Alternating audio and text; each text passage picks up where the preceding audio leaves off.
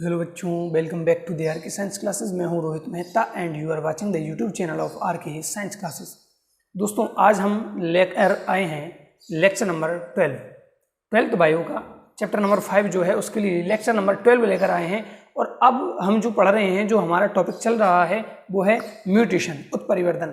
तो हमने पिछले लेक्चर में देखा था कि उत्परिवर्तन किसे कहते हैं, उत्परिवर्तन की क्या विशेषताएं होती हैं, उत्परिवर्तन पर सबसे पहले किस वैज्ञानिक ने अध्ययन किया, कौन सी पुस्तक में उसका वर्णन किया, किस पौधे पर उन्होंने अपने अध्ययन किए, और प्रकारों की बात भी हम पिछले लेक्चर में कर चुके हैं। तो आज हम पहले प्रकार के बारे में बात करने वाले हैं, जीन उत्परिवर्तन। हमने देखा था कि उत्परिवर्तन दो प्रकार का होता है, जीन उत्परिवर्तन और गुणसूत्रीय उत्परिवर्तन। तो सबसे पहले हम बात करते हैं जीन उत्परिवर्तन की। तो देखिए, जीन उत्परिवर्तन क्या है, जैसा कि नाम से ही पता चल रहा है, जीन म्यूटेशन, यानी कि जीन में होने वाला क्या होगा, म्यूटेशन। यानी कि जीन म्यूटेशन का मतलब क्या है, जीनों में होने वाला उत्परिवर्तन क्या कहलाएगा। आज मैं नोट्स लेके आया हूँ, नोट्स यहीं लिखूंगा, उसको समझाने की देर होगी ताकि बच्चों को नोट्स बनाने में दिक्कत ना हो। तो जीनों में होने वाले उत्परिवर्तन को, जीनों में होने वाले उत्परिवर्तन को क्या कहते हैं, जीन उत्परिवर्तन कहते हैं। अब जीन क्या है, सबसे पहले उसकी बात करते हैं कि जीन चीज क्या है, जीन कहाँ होती है।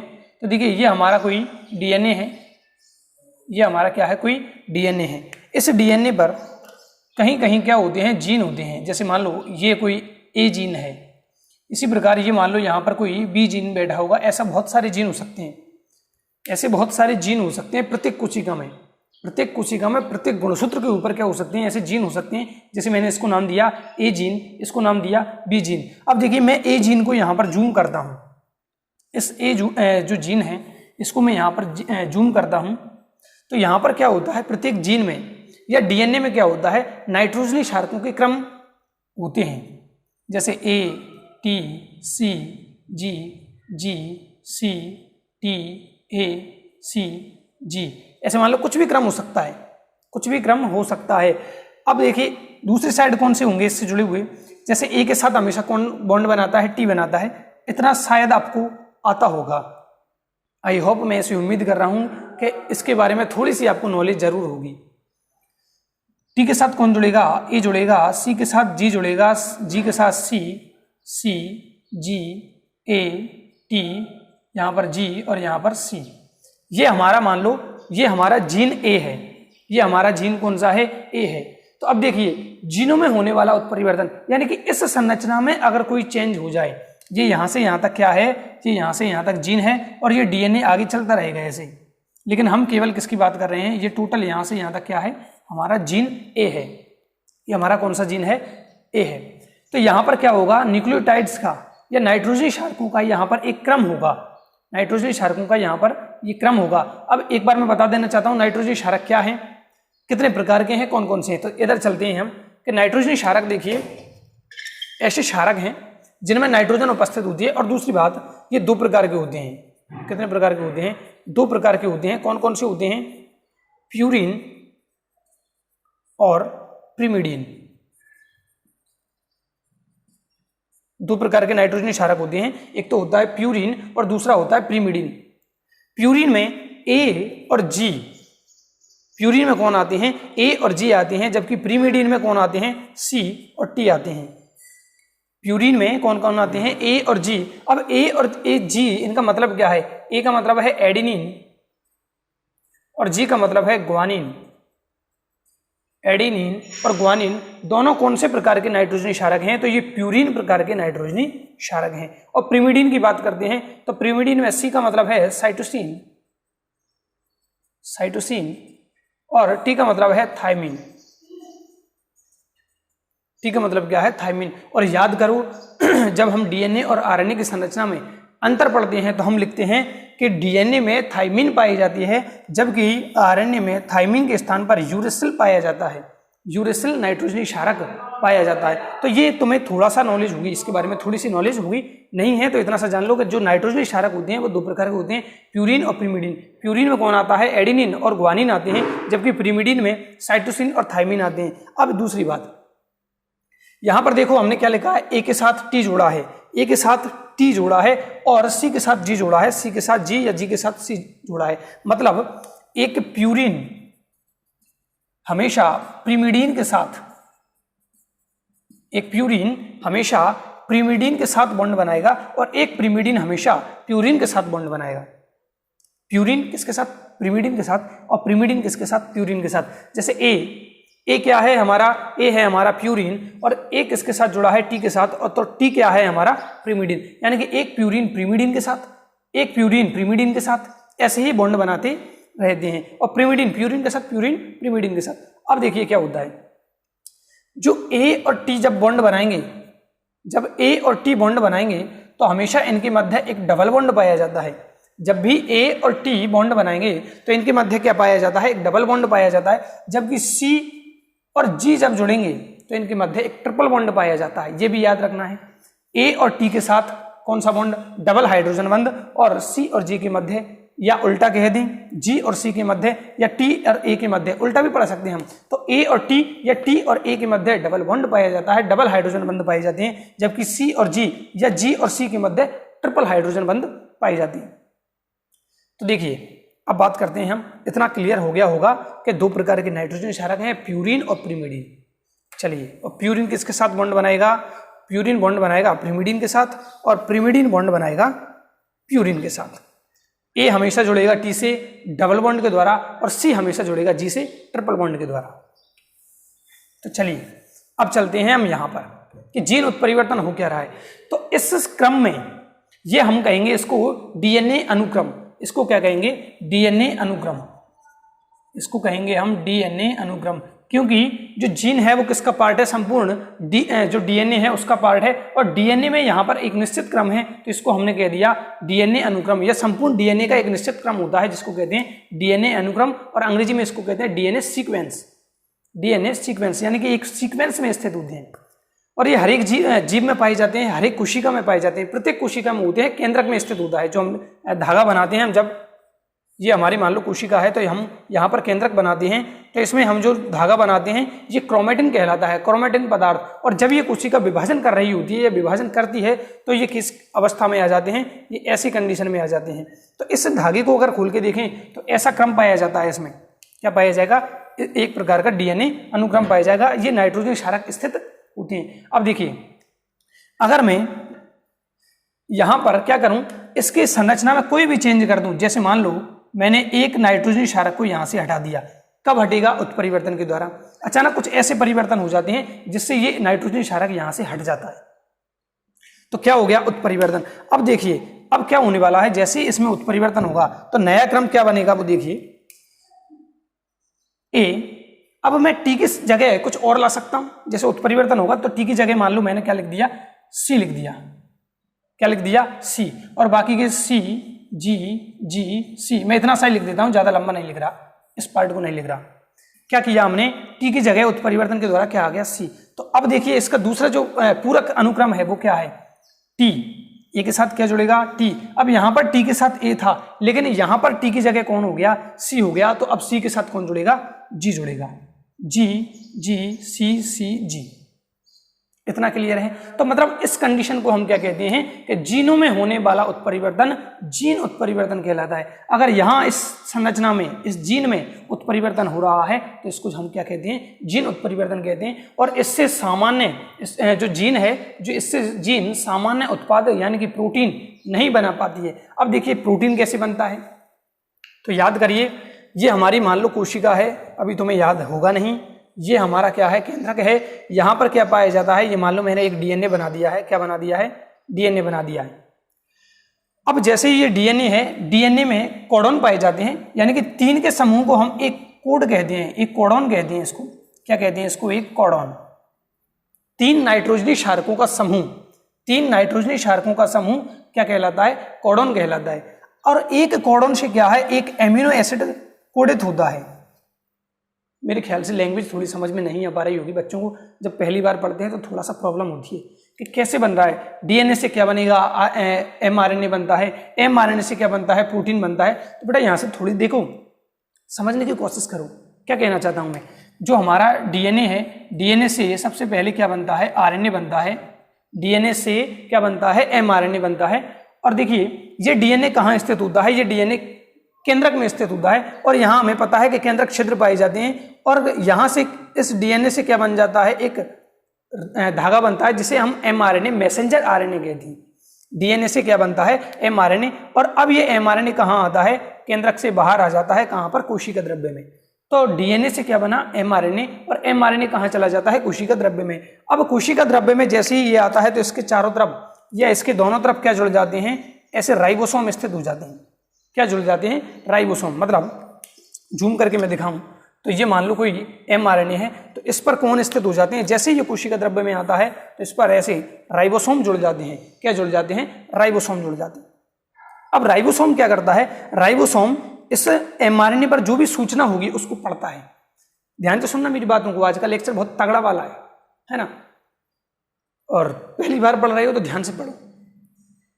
अब देखिए, जैसे ही mRNA है, जैसे ही कहाँ आता है? कोशिका द्रव्य में आता है, तो इस पर राइबोसोम चिपक जाता है। हमने पढ़ा है राइबोसोम पाया जाता है। राइबोसोम में 2 उप इकाइयां होती हैं और ये दोनों उप इकाइयां किसको घेर लेती हैं? mRNA के धागे को या रज्जु को घेर लेती हैं।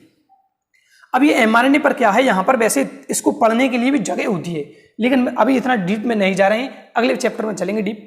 तो यहाँ पर क्या करता है? ये राइबोसोम आगे बढ़ता जाता है, आगे बढ़ता जाता है और इस पूरे mRNA को पढ़ता है। और 3 इनमें क्या होता है? जैसे अब मैं mRNA की बात करूं, mRNA पर क्या लिखा हुआ है? जैसे यहां पर क्या लिखा है हमारे पास? ACC। क्या लिखा हुआ है? ACC। ये क्या है? हमारा DNA है। DNA से सबसे पहले क्या बनेगा? RNA बनेगा। तो मान लो मैं इस कोड से mRNA बनाना है, मुझे इस कोड से क्या बनना है? mRNA। अब एक बात और ध्यान रखनी है mRNA बनाते टाइम, क्या बात ध्यान रखनी है कि हमें पता है DNA में थाइमिन पाया जाता है, जबकि RNA में थाइमिन नहीं होता, यूरेसिल पाया जाता है। तो यानी कि A यहाँ पर तो जुड़ा है T के साथ, लेकिन जब इससे क्या बनेगा? इससे बनेगा क्या? mRNA। तो थाइमिन के स्थान पर क्या आएगा? यूरेसिल। यानी कि इससे क्या बनेगा? यहाँ पर U बनेगा। क्यों आया? समझ में आई बात? क्योंकि DNA में तो A के साथ क्या जुड़ेगा? T जुड़ता है, लेकिन T किस में नहीं मिलेगा? RNA में नहीं मिलता। तो T की जगह क्या पाया जाएगा? यूरेसिल। U पाया जाएगा। U C C G G C। Sorry, ये मैंने क्रम वही लिख दिया था। A की जगह तो क्या जुड़ेगा? A की जगह क्या आ जाएगा? U आ जाएगा। C की जगह G G C C G। ये हमारा क्या बनेगा? mRNA का अनुक्रम बनेगा। कैसे बना? यहां पर पहला रज्जु ये है, दूसरा रज्जु ये है। यहां पर DNA में क्या होता है? A के साथ क्या जुड़ता है? T जुड़ता है। लेकिन जब इससे mRNA बनाएंगे तो A की जगह अब T नहीं जुड़ेगा। A की जगह क्या नहीं जुड़ेगा? T नहीं जुड़ेगा, बल्कि क्या जुड़ेगा? क्योंकि RNA में थाइमिन के स्थान पर यूरेसिल पाया जाता है, तो यहाँ पर यूरेसिल जुड़ेगा। C के साथ G, C के साथ G, G के साथ C और G के साथ C और C के साथ G। बाकी चीजें सेम रहेंगी। तो ये क्या बना है? ये mRNA का कोड है। ये क्या है? mRNA है। ये क्या है? mRNA। थोड़ा सा कट गया है, ये mRNA है। ऊपर लिख देता हूं मैं इसको, इधर लिख देते हैं। क्या है हमारे पास? इससे जो mRNA बन रहा है वो U G G C C G। ये क्या है? ये एक mRNA है, ये mRNA। अब ये क्या होता है? mRNA यहां से कहां निकल जाता है? कोशिका द्रव्य में निकल जाता है और इस क्रम को पढ़ा जाता है किसके द्वारा? राइबोसोम के द्वारा। यानी कि mRNA के केंद्रक से बाहर कोशिका द्रव्य में निकलते ही उस पर कौन आकर जुड़ता है? उस पर आके जुड़ता है राइबोसोम। इतना क्लियर है दोस्तों? अब राइबोसोम इसको पढ़ता है। अब देखिए, एक कोडॉन हमारे पास ये है, कोडॉन जैसे कहते हैं, 3 नाइट्रोजन क्षारकों के समूह को कोडॉन कहते हैं, और दूसरा कोडॉन ये है। अब प्रत्येक कोडॉन से क्या होता है? एक एमिनो एसिड निर्धारित होता है। प्रत्येक कोडॉन से एक एमिनो एसिड निर्धारित होता है। मान लो इसके द्वारा सेरीन एमिनो एसिड, मान के चल रहा हूं, मान लो इसके द्वारा, एक कोडॉन के द्वारा एक एमिनो एसिड कोड किया जाता है, वो जिसका नाम है सेरीन। अब कोडॉन कितने होते हैं? तो कोडॉन बेटा 64 होते हैं। कोडॉन कितने होते हैं? 64 कोडॉन होते हैं। और एमिनो एसिड की संख्या बताएं तो 20 हमारे शरीर में होती है। 20 एमिनो एसिड खोजे जा चुके हैं और भी खोजे जाने बाकी हैं। 64 क्या होते हैं? कोडॉन होते हैं ऐसे 64, और 20 क्या होते हैं? एमिनो एसिड होते हैं। तो 20 एमिनो एसिड के नाम याद करने की जरूरत नहीं है, ना ही तुम्हें कोडॉन याद करने की जरूरत है। अगले जो चैप्टर आएगा उसमें डिटेल में पढ़ेंगे। तो प्रत्येक कोडॉन क्या करता है? प्रत्येक कोडॉन से एक एमिनो एसिड को कोड किया जाता है, यानी प्रत्येक कोडॉन से एक एमिनो एसिड बनता है। इसी प्रकार ये दूसरा कोडॉन है, मान लो, मान के चल रहा हूं, मान लो CCG के द्वारा मान लो वेलिन नामक एमिनो एसिड को कोड किया जाता है, यानी इस कोड से क्या बनेगा? वेलिन बनेगा। इस कोड से क्या बनेगा? सेरीन। मान के चल रहे हैं, ये फिक्स, तुम्हें भी याद नहीं करनी, मुझे भी याद नहीं है। मान लो इससे क्या बना सेरीन, इससे बना वेलिन, और याद किसी को नहीं होती बेटा, नीट वाले बच्चे भी नहीं करते इनको याद, ध्यान रखना। अब इनके मध्य क्या होता है, जैसे एक एमिनो एसिड ये है, दूसरा एमिनो एसिड ये है, इनके मध्य एक बॉन्ड पाया जाता है जिसे पेप्टाइड बॉन्ड कहते हैं। यहाँ पर दिखेगा नहीं शायद, कोई बात नहीं, यहाँ इन दोनों के मध्य एक बॉन्ड पाया जाता है जिसे कहते हैं पेप्टाइड बॉन्ड। अब देखिए सेरीन और वेलिन ये एमिनो एसिड हैं, तो इसको आगे इसमें और ऐसे ही कोड जो कोडॉन होते हैं उनके द्वारा यहाँ पर एमिनो एसिड जुड़ते चलेंगे, तो उसको कहते हैं पेप्टाइड बॉन्ड बनते जा रहे हैं दोनों के बीच, और इसको क्या कहते हैं हम पॉलीपेप्टाइड कहते हैं। इसको एक पेप्टाइड श्रृंखला कहेंगे, और पेप्टाइड श्रृंखला मिलने के बाद क्या बनाती है, पॉलीपेप्टाइड, और पॉलीपेप्टाइड को ही हम क्या कहते हैं, प्रोटीन कहते हैं। तो अब ये लाइन आ गई होगी समझ में कि जीनों में होने वाला उत्परिवर्तन तो कहलाता है जीन उत्परिवर्तन, और इससे जीन सामान्य उत्पाद यानी कि क्या करती थी, ये प्रोटीन बनाती थी, लेकिन अब इसमें क्या हो गया चेंज, यानी कि प्रोटीन नहीं बना पाएगी या उल्टा सीधा प्रोटीन बना देगी, जो हमें प्रोटीन चाहिए था उसको नहीं बना पाएगी और कोई दूसरा प्रोटीन बना देगी। I hope I am clear. देखो इतनी 2 लाइन समझाने के लिए इतना बड़ा झमेला स्टार्ट करना पड़ा, क्यों करना पड़ा, क्योंकि अगले चैप्टर में हम इसको पढ़ने वाले हैं डीप में। तो जीनों में होने वाले उत्परिवर्तन जीन उत्परिवर्तन कहलाता है, इससे जीन सामान्य उत्पाद यानी कि प्रोटीन नहीं बना पाता है। तो जीन का मेन काम क्या है, जीन का मेन काम है प्रोटीन बनाना। अगर इसमें उत्परिवर्तन हो जाता है तो जीन की संरचना चेंज हो जाएगी, जीन के चेंज होते ही हो सकता है एमआरएनए चेंज हो जाए, एमआरएनए चेंज होते ही एमिनो एसिड्स चेंज हो सकते हैं, और एमिनो एसिड्स अगर चेंज हो गए तो प्रोटीन क्या हो जाएगा, चेंज हो जाएगा। क्यों, क्योंकि डीएनए से क्या बनता है, एमआरएनए, और एमआरएनए से क्या बनता है, प्रोटीन। और अगर डीएनए या जीन ही चेंज हो गया तो एमआरएनए भी चेंज होगा, और एमआरएनए चेंज हो गया तो प्रोटीन भी चेंज हो जाएगी, यानी प्रोटीन नहीं बना पाती है जो बनना चाहिए था। जैसे कि हम एग्जाम्पल की बात करें, सिकल सेल एनीमिया, बीटा जो उसकी श्रृंखला होती है, बीटा श्रृंखला जो होती है किसमें, आरबीसी में, उसमें चेंज आता था, छठा एमिनो एसिड वहां पर चेंज हो जाता है, तो वहां पर क्या हुआ, ऐसे ही उत्परिवर्तन हुआ, एमआरएनए अलग बनेगा और एमआरएनए अलग बनेगा तो प्रोटीन भी चेंज हो जाएगा। अब देखिए प्रकार की हम बात करते हैं। संक्रमण पहला प्रकार है, हालांकि प्रकारों की बात हम कर चुके हैं थोड़ी सी। संक्रमण, ट्रांजिशन, अनुपथन, ट्रांसवर्जन, फ्रेमशिफ्ट को फ्रेमशिफ्ट कहते हैं, अपार्यक को मिससेंस कहते हैं, और निरर्थक को नॉनसेंस कहते हैं, और नीरव को साइलेंट कहते हैं। तो फिलहाल मैं इसको पॉज करके यहाँ पर पूरी डिटेल लिख देता हूँ, इन सब की जितने एक अगले बोर्ड पर आ सकती है उन सब की डिटेल लिखता हूँ। चलिए, तो सबसे पहले हम बात करेंगे संक्रमण की। अच्छा, अभी तक हमने देखो प्यूरिन और प्रीमिडीन समझ चुके हैं हम कि प्यूरिन और प्रीमिडीन क्या है। देखो सबसे पहले क्या लिखा, संक्रमण की बात करेंगे, ट्रांजिशन, और हमें पता है कि जो प्यूरिन है उसमें ए और जी आता है, और जो प्रीमिडीन है, पायरिमिडीन या प्रीमिडीन, उसमें कौन कौन आते हैं, टी और सी, या सी और टी कैसे भी लिख सकते हैं, ये दोनों आते हैं। अब देखिए संक्रमण क्या है, अभी तक समझ में आ गई बात कि चेंज करना है हमें जीन में, कैसे कैसे चेंज हो सकता है।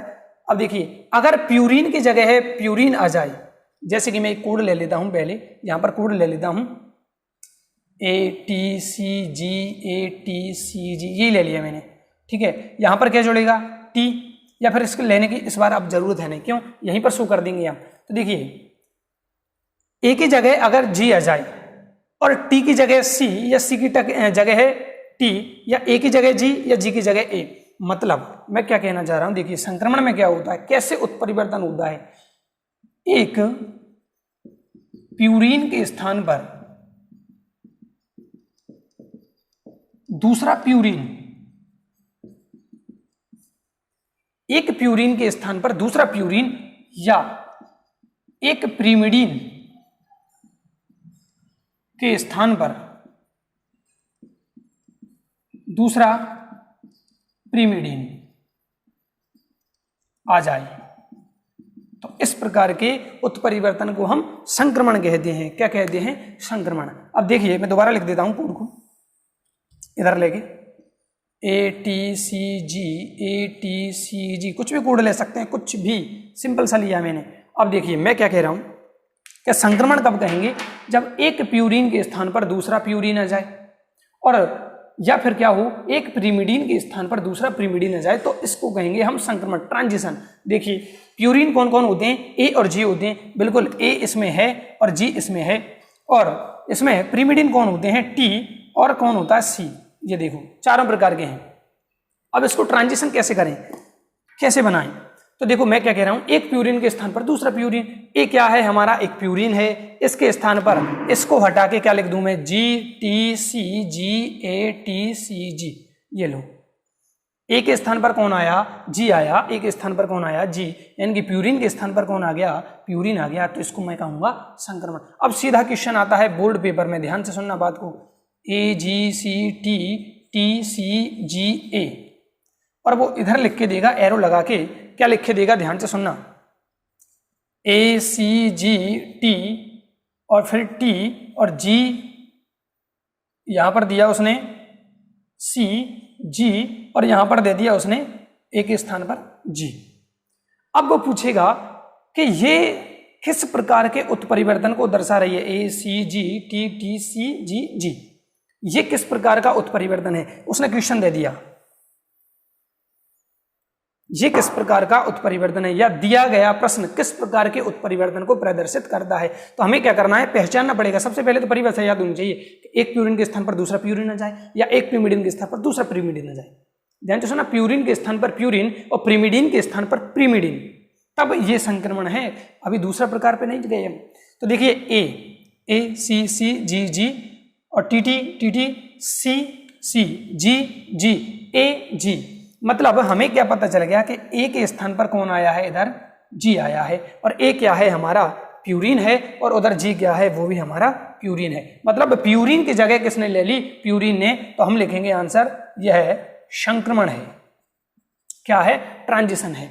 कैसे पता चला, समझ गए। दूसरे टाइप में हम प्रकार देखो बात करेंगे, ये एग्जाम्पल छाप लेना, लेना चाहो तो स्क्रीनशॉट ले लो। चलो अब क्या होगा, दूसरा जो हमारा प्रकार है उसकी बात करते हैं। दूसरा प्रकार क्या होता है, अनुपथन। अनुपथन, ट्रांसवर्जन। ये क्या कहता है, कुछ नहीं कहता, ध्यान से सुनना। प्यूरिन के स्थान पर आ जाए प्रीमिडीन, और या फिर कह दें कि प्रीमिडीन के स्थान पर आ जाए प्यूरिन। ध्यान से सुनिए बात को, अंतर समझ में आ गया होगा जिसने ध्यान से सुना। इसमें क्या हुआ था, प्यूरिन के स्थान पर प्यूरिन ही आया था और प्रीमिडीन के स्थान पर प्रीमिडीन ही आया था। इसमें उल्टा करना है, प्यूरिन के स्थान पर प्रीमिडीन कर दो और प्रीमिडीन के स्थान पर प्यूरिन कर दो। जैसे वही कोड ले लो, ATCG, ठीक है। अब देखो कहीं भी चेंज कर सकते हैं, हमें पता होना चाहिए कि प्यूरिन के स्थान पर प्रीमिडीन आएगा और प्रीमिडीन के स्थान पर प्यूरिन आएगा। तो मैंने लिखा ATCG। अब देखो ए कौन है हमारा, ए है हमारा प्यूरिन, तो ए की जगह में क्या लिख दूं, यहां पर T लिख दूं, फिर TCG, ये लो। तो हमें देखा ATCG तो कॉमन है, फिर T यहां पर है लेकिन यहां पर नहीं है, ए यहां है यहां नहीं है, और TCG दोनों में कॉमन हो गया। कहां चेंज हुआ, ए और T इन यहां पर चेंज हुआ है। अब ए देखा हमने, एक हमें पता है क्या है, प्यूरिन है, और यहां पर कौन आया, T, यहां पर T कौन है, प्रीमिडीन है। मतलब प्यूरिन के स्थान पर क्या आ गया, प्रीमिडीन आ गया। प्यूरिन के स्थान पर क्या आ गया, प्रीमिडीन आ गया। तो इसको कहेंगे हम अनुपथन। क्या कहेंगे, अनुपथन कहेंगे। अब ध्यान दो, इसको तो कहेंगे हम अनुपथन, और अगर मैं यही कोड ऐसे लिखता ATCG और यहां लिखता GTCG, तो ये क्या था, ये क्या होता, ये जी देखा हमने और ए की जगह जी, ए की जगह जी, यानी प्यूरिन प्यूरिन से हो जाए, तो इसको मैं लिखता हूं दूसरे कलर से, इसको हम कहते हैं पहला प्रकार संक्रमण। इसको क्या लिखते, संक्रमण। तो आई होप एक क्वेश्चन ऐसा आ सकता है और आएगा जरूर, यूं मान लो। प्यूरिन के स्थान पर प्यूरिन, प्रीमिडीन के स्थान पर प्रीमिडीन, तो इसको कहेंगे हम संक्रमण। और दूसरा अनुपथन जो है उसमें लिखेंगे प्यूरिन के स्थान पर प्रीमिडीन और प्रीमिडीन के स्थान पर प्यूरिन, तो इसको कहेंगे अनुपथन। संक्रमण, अनुपथन, आई होप दोनों में कोई दिक्कत नहीं होनी चाहिए। छापो।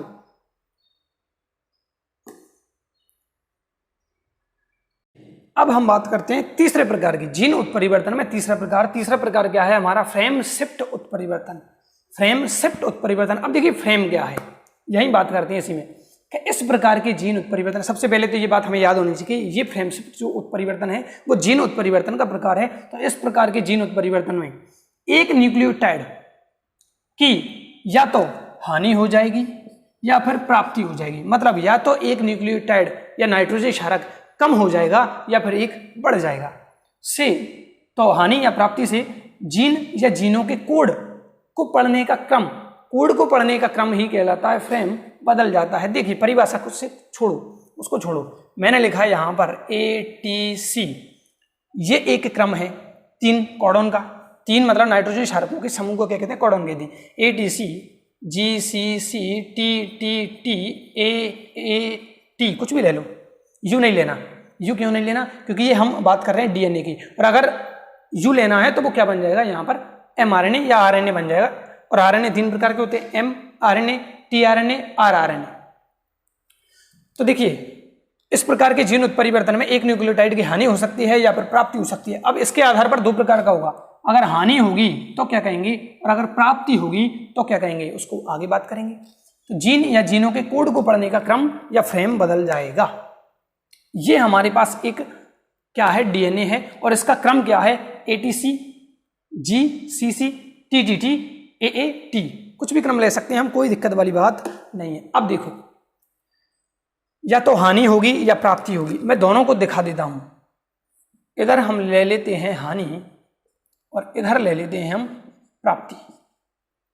एक साइड ले लिया हमने हानि और एक साइड ले लिया हमने प्राप्ति। अब देखिए मैंने कोड लिखा है ATC GCC, और यहां पर मैंने इस एक T को खाली छोड़ दिया, फिर क्या बनेगा TT। अब सुनो यहां पर क्या हो गई, हानि हो गई, क्या हो गई, हानि।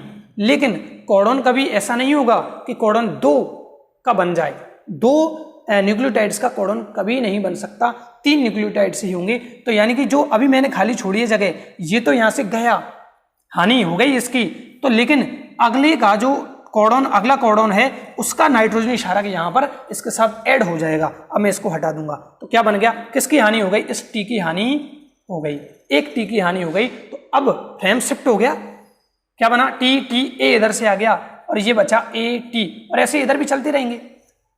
समझ में आ गई बात भाई, ATC GCC GCC। अब मैंने सोचा कि मैं T को हटा देता हूं, भाई क्या कर रहे हैं, हानि करने हैं एक न्यूक्लियोटाइड्स की। देखो एक न्यूक्लियोटाइड की हानि, तो हानि कर दी, तो अब क्या बचा TT, और A इधर ऐड हो जाएगा, क्योंकि ऐसा कभी नहीं होता कि कोडॉन में कभी अपवाद स्वरूप भी नहीं होता इसमें कि अपवाद हो जाए कि एक आध बार कोडॉन 3 की जगह 2 न्यूक्लियोटाइड्स का बन जाए, ऐसा कभी नहीं होगा। ATC GCC, अब ये जैसे ही मैंने T हटाया तो TT A बन गया और AT क्या रह गया, शेष रह गया। ऐसे ही अगर और भी कोडॉन होता तो उसका यहाँ पर ऐड हो जाता, कोई दिक्कत ही नहीं थी। तो इसको देखो फ्रेम शिफ्ट कहते हैं। इसमें क्या हुआ, ये तो फ्रेम सही थी, लेकिन ये फ्रेम क्या हो गई, थोड़ी सी शिफ्ट कर गई। लेकिन ये कब हुई, ये हानि जब एक न्यूक्लियोटाइड की होगी तब होगी। अगर 2 हट गए, मान लो दोनों T हट गए, तो यहाँ पर क्या बनेगा फिर, अगर दोनों T हट जाएं, ये अगर दोनों T हट जाएं तो क्या बनेगा, एक T फिर एक A, फिर यहाँ आएगा A, और अब क्या बच जाएगा इधर, ओनली T। तो I hope this is clear, I hope this is clear. तो यहाँ पर क्या आएगा, T और एक T हटाया, यही था, और यहाँ पर A। मेरे ख्याल से आई एम क्लियर। चलिए ये तो कब बात की, जब एक न्यूक्लियोटाइड की क्या हो, हानि हो, जब हानि हो। अच्छा अब दूसरी प्रकार की बात करते हैं, किसकी, प्राप्ति। मान लो ATC, यही कर लेते हैं इस बार, एक न्यूक्लियोटाइड से यहां पर प्राप्त करना चाह रहा है, ऐड होने आ रहा है। तो मान लो GTC है, GC और G आ गया। यहां पर एक न्यूक्लियोटाइड्स ऐड होने के लिए आया, कौन, G आ रहा है, उत्परिवर्तन द्वारा।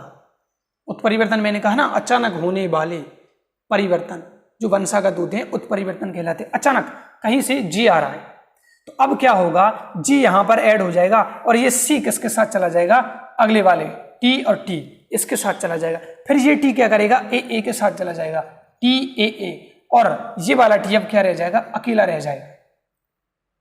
अब सर पहचाने कैसे, तो बेटा इससे पहले जो हमने संक्रमण और क्या पढ़ा, अनुपतन, उनमें न्यूक्लियोटाइड्स की संख्या में चेंज नहीं गए। जैसे प्रश्न में अगर 4 दिए हैं, 8 दिए हैं, 10 दिए हैं, तो वो 10 ही रहेंगे, चेंज नहीं होगा उनमें। और यहां पर क्या होगा, जैसे 3 और 3 6, 3 9 और 3 12 है, 12 न्यूक्लियोटाइड्स हैं। यहां पर देखो चेंज हो गई, यहां पर क्या हो गया, चेंज हो गया। क्यों हुआ, देखो 3 और 3 6, 3 9 और 2 11, यहां पर क्या हो गए, 13 हो गए। तो यहां पर अगर पेपर में तुम्हें 12 न्यूक्लियोटाइड्स मिले तो इधर 13 मिलेंगे। घटाया है क्या, हाँ घटाया है। यहाँ पर क्या मिलेंगे 11 मिलेंगे और यहाँ पर कितने हो जाएंगे 13 हो जाएंगे। 3 और 3 6, 3 9 और 3 12 1 13। कैसे बढ़ा? यहाँ पर क्योंकि एक न्यूक्लियोटाइड्स की प्राप्ति हुई है और यहाँ पर हानि हुई है। तो ऐसे देखकर हम पहचान सकते हैं। एक क्वेश्चन आएगा आरबीएससी 12th बोर्ड में दोनों साल आया है, ऐसे ही थे क्वेश्चन, याद नहीं क्वेश्चन तो क्या था, लेकिन एक क्रम दिया था, उसका पूछना था कि ये किस प्रकार का उत्परिवर्तन हो रहा है, किस प्रकार का जीन उत्परिवर्तन है, संक्रमण है, अनुपतन, शायद उस टाइम संक्रमण आया था। तो इस प्रकार हम पहचान सकते हैं। तो इस प्रकार की जीन उत्परिवर्तन में एक न्यूक्लियोटाइड की या तो हानि होगी दिस टाइप, या फिर प्राप्ति होगी दिस टाइप से। जीन या जीनों के कोड को पढ़ने का क्रम या फ्रेम बदल जाता है। फ्रेम बदलने के कारण इसको क्या कहा? फ्रेम शिफ्ट कहा, क्योंकि फ्रेम क्या हो गया? शिफ्ट। जैसे इसमें यहाँ पर टीटीटी, तो यहाँ पर क्या हो गया? टीटीए, टीटीए, फ्रेम क्या हो गया? शिफ्ट हो गया। एटीसी तो सेम था, जी सी था, क्या हो गया? जी हो गया। फिर टीटीटी, तो यहाँ पर क्या हो गया? सी टीटी, तो ये क्या हो गया? फ्रेम शिफ्ट हो रहा है, तो इसको कहेंगे फ्रेम शिफ्ट उत्परिवर्तन। अब हम चलते हैं चौथे टाइप की तरफ। इसका भी स्क्रीनशॉट ले लें, नोट्स में भेज दूंगा आज के, कोई टेंशन नहीं। अब देखिए, हाँ एक और चीज, इसी में एक और चीज छोड़ गया, भूल गया। अगर यहां पर देखो 12 न्यूक्लियोटाइड से कितने भी हो सकते हैं, ये बात क्लियर रखना, कितने भी हो सकते हैं। 12 न्यूक्लियोटाइड से इधर क्या हो गए? 11 रह गए, तो इसको क्या हुआ है? हानि, यानी कि इसको कहेंगे विलोपन। क्या कहेंगे इसको? विलोपन, डिलीशन। यानी क्या हुआ है? विलोप हुआ है, डिलीट हुआ है। और यहां पर क्या होता है? प्राप्त, तो इसको कहेंगे हम एडिशन। क्या कहेंगे? एडिशन कहेंगे। या फिर इंसर्ट हुआ है तो इंसर्शन, या तो इंसर्ट हुआ है या फिर ऐड हुआ है, दोनों ही नाम सही हैं। तो इसको कहेंगे, जब प्राप्ति होगी तो इसको एडिशन या इंसर्शन कहते हैं, इसको हिंदी में विलोपन कहते हैं, और इसको निवेशन कहते हैं, क्योंकि निवेश हुआ है। क्या कहेंगे? निवेशन। चलिए, तो यानी कि फ्रेम शिफ्ट उत्परिवर्तन दो प्रकार का हो सकता है, एक तो निवेशन, न्यूक्लियोटाइड्स बढ़ जाएगा, और या फिर विलोपन। इन दोनों के बारे में डिटेल में बात करेंगे चैप्टर नंबर 6 में। यानी कि फ्रेम शिफ्ट उत्परिवर्तन को हम पढ़ने वाले हैं चैप्टर नंबर 6 में भी। इसका स्क्रीनशॉट ले लें फटाफट। अब तो छोटा सा है, अब कोई दिक्कत वाली बात नहीं है। चलिए, चलो हटा दी तो हटा ही देते हैं, डस्टर भी धुलाई करनी पड़ेगी। अब देखिए अपारक, अब कुछ नहीं है, अब इतने ज्यादा इंपोर्टेंट नहीं है। इसे कहते हैं मिस सेंस, अपने सेंस से मिस, अपने सेंस से मिस हो जाए। अब हालांकि देखो, जो हमने पहले दो प्रकार पढ़े, संक्रमण और अनुपतन, दोनों प्रतिस्थापन के प्रकार हैं। दोनों किसके प्रकार हैं? प्रतिस्थापन के। एनसीईआरटी बता रही है, आरबीएससी क्या बताती है? अलग अलग बताती है, लेकिन दोनों प्रतिस्थापन हो सकता है। दोनों क्यों नहीं हो सकता? एनसीईआरटी भी सही है और यहाँ पर आरबीएससी भी सही है, क्योंकि दोनों में क्या हो रहा था भाई? चेंज ही तो हो रहे थे। अपारक देखिए, अगर फ्रेम शिफ्ट उत्परिवर्तन, अब देखो ये हालांकि कह सकते हैं कि हम फ्रेम शिफ्ट का ही एग्जाम्पल है या उसी का एक टाइप है। जैसे ATC, G C G, A T T, मैं यहां पर ऐड करता गया, इसको दूर लिख देता हूं, एटीटी। मैंने यहां पर सबसे पहले पहला न्यूक्लियोटाइड आया सी, ध्यान से सुनना आप बात को, कौन आया? सी। एक और न्यूक्लियोटाइड आ गया जी, और एक और न्यूक्लियोटाइड आ गया सी, सॉरी टी। क्या जुड़ गया? सी जी टी। क्या जुड़ गया? सी जी टी। पहले कितने थे? पहले केवल पहले ए टी सी जी, क्या हो गया भाई? जी सी जी और ए टी टी थे, यही थे। फिर क्या हुआ? उत्परिवर्तन के द्वारा यहां पर पूरा कितने जुड़ गए? पूरे एक कोडन जुड़ गया आके, मतलब 3 न्यूक्लियोटाइड्स आकर जुड़ गए। कितने न्यूक्लियोटाइड्स? 3 न्यूक्लियोटाइड। अब ये देखो, एक जुड़ा तो फ्रेम शिफ्ट होगी, दूसरा भी यहीं जुड़ेगा तो फिर फ्रेम शिफ्ट होगी, और तीसरा भी यहां जुड़ेगा तो यहां भी क्या हो जाएगी? फ्रेम शिफ्ट हो जाएगी। तो ये भी एक प्रकार से टाइप हो सकता है किसका? फ्रेम शिफ्ट का। लेकिन मैं इसको अलग पढ़ा रहा हूं, मैं इसको क्या कर रहा हूं? अलग पढ़ा रहा हूं। अब देखिए क्या होगा, अब ये भी एक एमिनो एसिड को कोड कर रहा था, ये भी एक एमिनो एसिड को कोड कर रहा था, और ये भी एक एमिनो एसिड को कोड कर रहा था। लेकिन जैसे ही क्या हुआ, एक 3 न्यूक्लियोटाइड्स आ गए, यानी कि एक कोडन जुड़ गया। भाई 3 न्यूक्लियोटाइड्स हैं, और 3 न्यूक्लियोटाइड्स के समूह को हम क्या कहते हैं? एक कोडन कहते हैं। तो जैसे ही ये कोडन जुड़ा, तो ये भी क्या बनाएगा? एक एमिनो एसिड को कोड करेगा। ये भी किसको कोड करने आया है, एक एमिनो एसिड को कोड करने आया है। तो यानी कि इसमें इस प्रकार में क्या होगा, एक एमिनो जो एसिड है उसकी वृद्धि हो जाएगी, एक एमिनो एसिड की क्या हो जाएगी, वृद्धि हो जाएगी। यानी कि इसमें आनुवांशिक कोड में परिवर्तन से, परिभाषा क्या लिखूंगा, इसमें आनुवंशिक कोड में परिवर्तन से, भाई आनुवंशिक कोड में क्या हो गया, परिवर्तन आ गया, से दूसरा एमिनो एसिड, भाई ए का मतलब मैं क्या लेता हूं, एमिनो एसिड लेता हूं, पहले भी बता दिया है मैंने। तो इसमें आनुवंशिक कोड में परिवर्तन से दूसरा एमिनो एसिड जुड़ जाता है,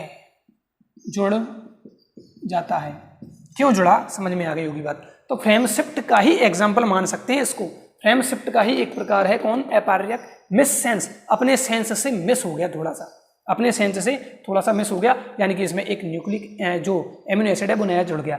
इसमें आनुवंशिक कोड में परिवर्तन से दूसरा एमिनो एसिड जुड़ जाता है। अब देखिए इस प्रकार से एक बीमारी हो जाती है जिसे कहते हैं sickle cell anaemia, sickle cell anaemia, याद रखनी है इसको, इसी चैप्टर में 2-3 लेक्चर्स बाद फिर से पढ़ने वाले हैं सिकल सेल एनीमिया। अब देखो ये क्या है, सिकल सेल एनीमिया किसके कारण होती है, तो आंसर होगा अपार्यक या मिस सेंस, और इसका आंसर फ्रेम शिफ्ट भी हो सकता है, इसका आंसर क्या भी हो सकता है, फ्रेम शिफ्ट। तो दोनों ही इसके आंसर सही है।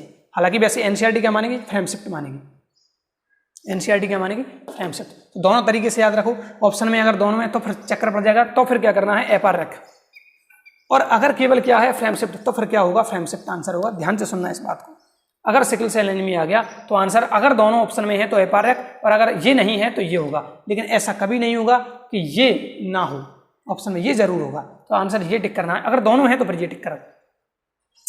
चलिए अब हम बात करते हैं 5वें प्रकार की, निरर्थक, नॉन सेंस। ये भी तगड़ा प्रकार का है। देखिए कैसे, नॉन सेंस, कोई मतलब का नहीं, कैसे। सबसे पहले बात करते हैं परिभाषा की। तो इस उत्परिवर्तन में आनुवंशिक कोड में ऐसे परिवर्तन होते हैं, भाई सबसे पहले तो ये बात है कि उत्परिवर्तन आनुवंशिक कोड में ही होता है, आनुवंशिक संरचनाओं में ही होता है। तो देखो इस परिवर्तन में या इस उत्परिवर्तन में आनुवंशिक कोड में ऐसे परिवर्तन होते हैं जिसमें बीच में ही निरोधक कोडॉन बन जाते हैं। क्या बन जाते हैं, बीच में ही निरोधक कोडॉन। अब सर ये निरोधक कोडॉन, इनको अंग्रेजी में देखो क्या कहते हैं, स्टॉप कोडॉन, स्टॉप कोडॉन कहते हैं। ये क्या है, सबसे पहले तो बात करें कि हमने क्या कहा था, ये एमआरएनए है और इस पर क्या जुड़ जाते हैं, राइबोसोम जुड़ जाते हैं। अब यहां पर देखो ये राइबोसोम पढ़ते ही रहे थे, यहां से यहां तक आता पढ़ता, लेकिन अगर बीच में कहीं इसको क्या मिल गया, स्टॉप कोडॉन मिल गया, स्टॉप कोडॉन, तो ये यहां पर राइबोसोम जो पढ़ रहा था इसको स्टॉप कर देंगे। अब ऐसे कौन कौन से कोडॉन है, तो 3 है, उल्लू आया, उल्लू आया गया और उल्लू गया आया। UAA, ये तो ट्रिक थी, उल्लू आया तो UAA, UAG और UGA, ये तीनों बहुत इंपॉर्टेंट है, वेरी इंपॉर्टेंट, ये याद रखने हैं। ये क्या करने हैं, याद रखने। स्टॉप कोडॉन क्या है, किस काम आते हैं, अगले चैप्टर में बात करेंगे। लेकिन फिलहाल उल्लू आया, एक उल्लू है, आया गया और गया आया, ऐसे याद करना है। उल्लू आया, उल्लू आया गया और उल्लू गया आया, ऐसे याद करना है। ध्यान दो, उल्लू गया मत करना, बस ये गड़बड़ हो जाएगी। क्या हो जाएगी गड़बड़, उल्लू गया, ये नहीं है स्टॉप कोडॉन, ये नहीं है स्टॉप कोडॉन। अच्छा 3 तो होते हैं हमारे, देखो मैंने अभी क्या कहा, हमारे पास कोडॉन की संख्या कितनी है, 64, 3 याद करा दिए, 3 क्या हो गए, हालांकि 64 याद हो जाएंगे, कोई दिक्कत नहीं है, पर उनके द्वारा कौन से एमिनो एसिड बनाते हैं ये याद करने की जरूरत बिल्कुल भी नहीं है। तो 64 एमिनो एसिड होते हैं, उनमें से 3 तो कौन है, स्टॉप कोडॉन है। कौन कौन से, उल्लू आया, उल्लू आया गया और उल्लू गया आया, ये 3 कौन है, स्टॉप कोडॉन है। और एक और याद कर लो तुम, AUG, ये प्रारंभिक कोडॉन है, इसको प्रारंभिक कोडॉन कहते हैं। यानी कि जब स्टार्ट होगा तो यहां पर AUG बैठा होगा, क्या बैठा होगा, AUG। और स्टॉप, मान लो यहां पर स्टॉप है तो यहां तीनों में से कुछ भी हो सकता है, यहां पर या तो UAA हो सकता है या UGA हो सकता है या UAG हो सकता है, कुछ भी हो सकता है। तो देखो समझना बात को, इस उत्परिवर्तन में आनुवंशिक कोड में ऐसे परिवर्तन होते हैं, कैसे, जिसमें बीच में ही क्या बन जाए, निरोधक कोडोन बन जाए, इसलिए इसको कहा नॉनसेंस, कोई मतलब नहीं, बेकार में काम कर दिया, निरोधक कोडोन बन जाता है। जैसे हमने कोई कोड लिया GAA, क्या लिया GAA, फिर लिया GAA और फिर लिया GAA, यहां पर क्या हो गया, उत्परिवर्तन हो गया GAA, लेकिन G की जगह क्या आ गया, अब देखो G की जगह क्या आ गया, U आ गया, G की जगह क्या आ गया, U आ गया, और GAA कॉमन चल रहा है, तो यहां पर क्या कहां चेंज हुआ है, यहां पर इस G की जगह क्या आ गया, U आ गया, G की जगह क्या आ गया, U आ गया। अब दो प्रश्न उठ रहे होंगे अगर पूरा लेक्चर समझ में आया है तो, और अगर नहीं आया है तो यहां पर प्रश्न भी नहीं उठा होगा। क्या ये क्या है, ये DNA हो सकता है, ये क्या हो सकता है DNA, लेकिन ये DNA नहीं हो सकता, ये DNA हो सकता है लेकिन ये DNA नहीं हो सकता। क्यों, क्योंकि DNA से क्या बना है, mRNA बना है। कैसे पहचाना, तो बेटा कभी भी देखो DNA में U नहीं मिलता, कभी भी DNA में U नहीं मिलता है, मतलब ये mRNA बना है, मतलब DNA से RNA बना है यहाँ पर ये, और ये क्या बनाएगा बाद में, हर एक एमिनो एसिड को कोड करने वाले कोड है ये, इससे क्या होगा, एमिनो एसिड जुड़ेगा, इससे क्या बनेगा, एमिनो एसिड बनेगा, इससे क्या बनेगा, एमिनो एसिड बनेगा, तो ये क्या है mRNA।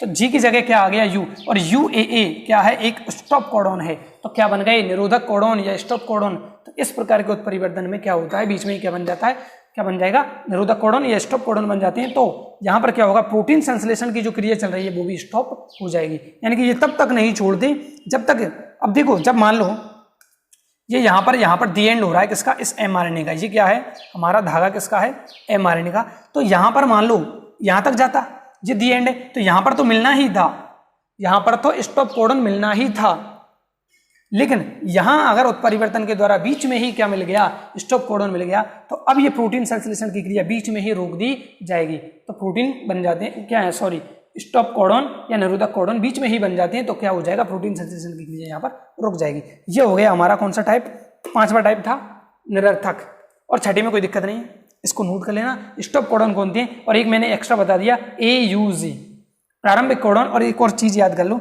इसके द्वारा एक क्या बनाया जाता है, एमिनो एसिड को कोड किया जाता है, वो कौन सा है, MET मैथ्योनिन, इसको भी लिख लेना भाई कहीं, मैथ्योनिन अगले चैप्टर में काम आएगा, इसको क्या कहते हैं, मैथ्योनिन।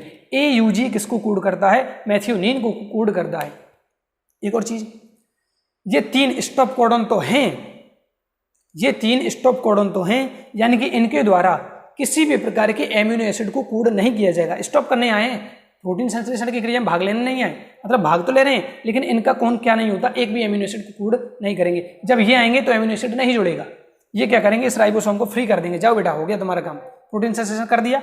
कौन रोकता है, ये तीनों।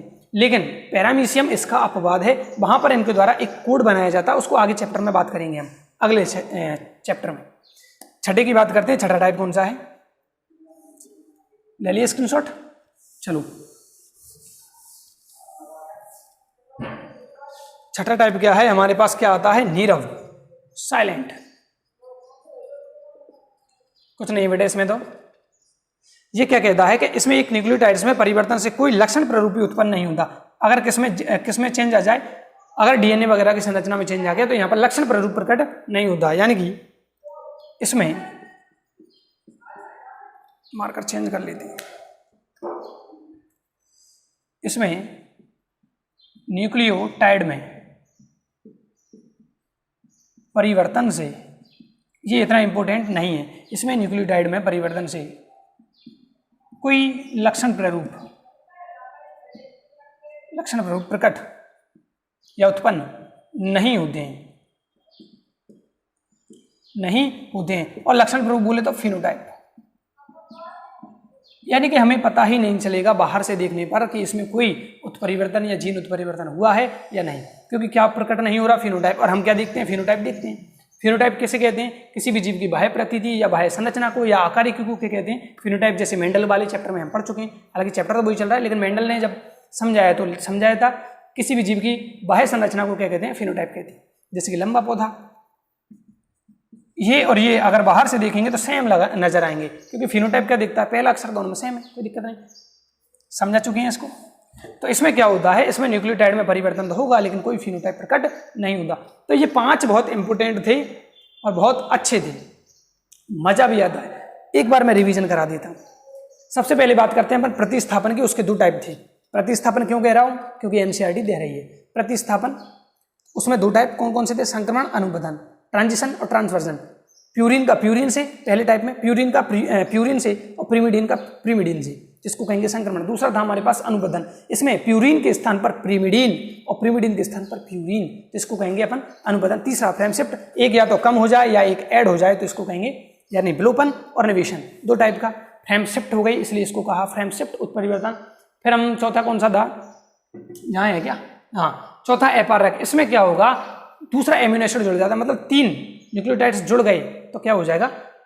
क्या कहेंगे इसको? मिससेंस, निरर्थक, नॉनसेंस। इसमें बीच में ही नॉनसेंस, बेचारे बेकार आदमी बन जाते हैं, क्या स्टॉप कोडन बन जाते हैं, तो इसको नॉनसेंस, कोई मतलब की नहीं। और नीरव, इसमें न्यूक्लियोटाइड में परिवर्तन तो होगा लेकिन कोई फिनोटाइप प्रकट नहीं होगा। तो आज का लेक्चर बहुत बढ़िया था, शानदार था और मेरे ख्याल से समझ में आई होगी बात। बेटा एक और जो चीज मैंने बताई बीच में, क्या डीएनए से क्या बनता है? आरएनए बनता है, और आरएनए से क्या बनता है? प्रोटीन बनता है। क्या बनता है? प्रोटीन बनता है। डीएनए से आरएनए बनता है, आरएनए से प्रोटीन बनता है। ये चीज एक तो याद करनी है। और इसको हम क्या कहते हैं? इसको सेंट्रल डॉगमा थ्योरी कहते हैं। इस पर क्वेश्चन आता है, हालांकि अगले चैप्टर में इसकी बात करेंगे डिटेल में। सेंट्रल डॉगमा थ्योरी, केंद्रीय सिद्धांत। केंद्रीय सिद्धांत कहते हैं किसको? कि डीएनए से आरएनए का बनना और आरएनए से प्रोटीन का बनना, ये कहलाता है सेंट्रल डॉगमा सिद्धांत। नाम देखो, सेंट्रल डॉगमा सिद्धांत। अरे कुछ नहीं है, डीएनए से आरएनए बना, आरएनए से क्या बना? प्रोटीन बना। इसको सेंट्रल डॉगमा सिद्धांत, इसको कहीं पेज के ऊपर नोट कर लेना।